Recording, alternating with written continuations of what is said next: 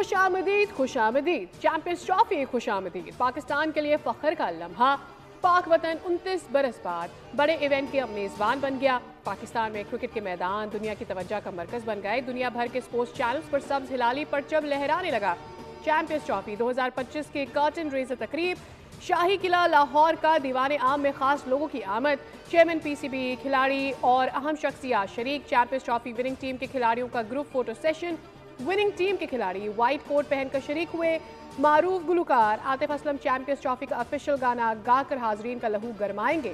ICC champions trophy का आगाज 19 फरवरी से होगा।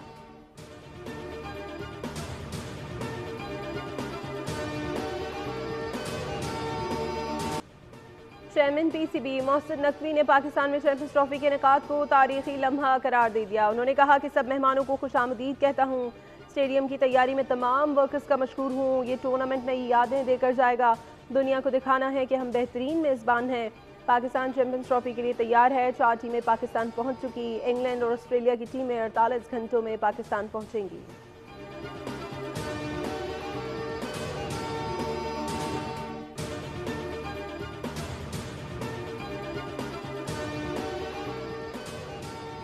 चैंपियंस ट्रॉफी 2017 के विनिंग कप्तान सरफराज अहमद की इयन बिशप, टिम साउदी और जेपी डूमनी के साथ पैनल डिस्कशन। कहा उम्मीद है पाकिस्तान इस बार भी चैंपियंस ट्रॉफी जीतेगा। 2017 की जीत को अल्फाज में बयान नहीं किया जा सकता। मुल्क के हर शहर में हजारों लोगों ने हमारा इस्तकबाल किया। मेरे अपने शहर कराची के लोगों ने भी बहुत इज्जत दी।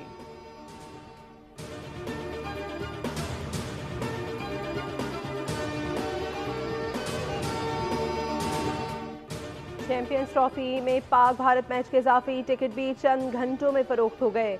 दुबई में सेमीफाइनल समेत 4 मैचेस खेले जाएंगे। पाक भारत हाई वोल्टेज टाकरा 23 फरवरी को शेड्यूल्ड है।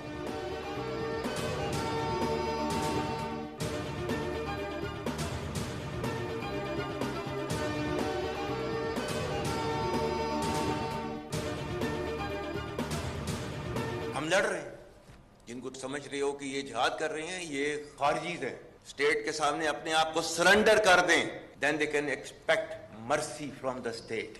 मजा है फौज का कि हमें बैठे लड़ रहे होते हैं, हमें कोई पता नहीं होता कौन पख्तून, कौन सिंधी, कौन बलोची, कौन पठान। हम कॉमरेड्स की तरह लड़ते हैं बस। जब तक कौम खास तौर पर नौजवान खड़े हैं, पाक फौज कभी नहीं हारेगी। Army chief general Syed Asim Munir की तलबा से खुसूसी गुफ्तगू। कहा मुल्क के नौजवानों से गुफ्तगू करके हमेशा इंतहाई खुशी होती है। पाकिस्तान का मुस्तकबिल महफूज हाथों में है। हम कभी फितना अल ख्वारिज की फरसूदा सोच मुल्क पर मुसल्लत नहीं होने देंगे। हम कॉमरेड्स की तरह लड़ते रहेंगे।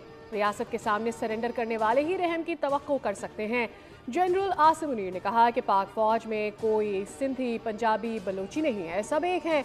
दुश्मन अनासिर की फौज और अवाम में खलीज की कोशिश नाकाम रही और रहेगी।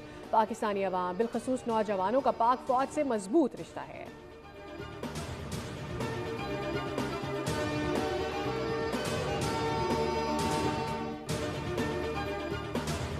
वो चैलेंजेस से निपट रहे हैं। चारों सूबों में एक प्रोटीन का मुकाबला करने, ये फैसला करना किसी को हम ये इजाजत नहीं देंगे कि वो पाकिस्तान के स्टेट को चैलेंज करे। तो हम इनका मुकाबला उस मैं भी चाहता हूँ, जैसे हर पाकिस्तानी चाहते हैं कि अपने मुल्क में बैठ लिया। Chairman Peoples Party Bilawal Bhutto Zardari ने नौजवानों में मायूसी का जिम्मेदार बानी पीटीआई को करार दे दिया। म्यूनिख में गुफ्तगू। कहा आज मुल्क का नौजवान मायूस है तो उसमें बानी पीटीआई का किरदार है। इनसे जमहूरी किरदार की उम्मीद नहीं। पाकिस्तान को बानी की सियासत से पाक करना होगा।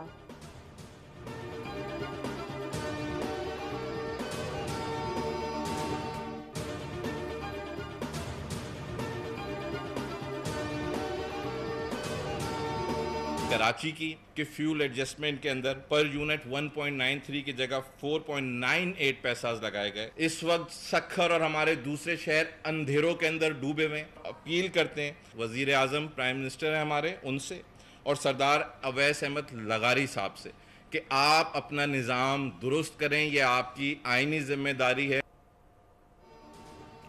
कि इलेक्ट्रिक आवाम का खून चूस रहा है। शहरियों से एक्स्ट्रा फ्यूल चार्जेस वसूल किए जा रहे हैं। सिंध के साथ काफ़ी मामलात में ज़्यादती हो रही है। सक्खर के कई इलाकों में 2 घंटे में बिजली नहीं आती। सूबे भर में ओवर बिलिंग एक मसला है। वजीर आजम और वजीर तवानाई सिंध में लोड शेडिंग के मसले को हल करे। तर्जुमान सिंध हुकूमत अरसलान शेख ने विफाक को पॉलिसियां दुरुस्त करने का कह दिया। खबरदार किया कि पीपल्स पार्टी आवाम के साथ ज्यादती पर चुप नहीं बैठेगी। चचा भतीजी का प्यार सब सूबों में यकसा तकसीम किया जाए।